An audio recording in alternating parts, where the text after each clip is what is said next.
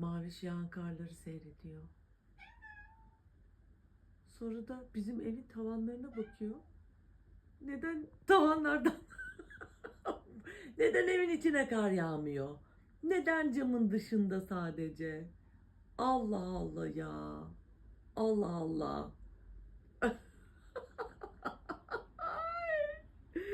Çok komiksin. Çok komiksin.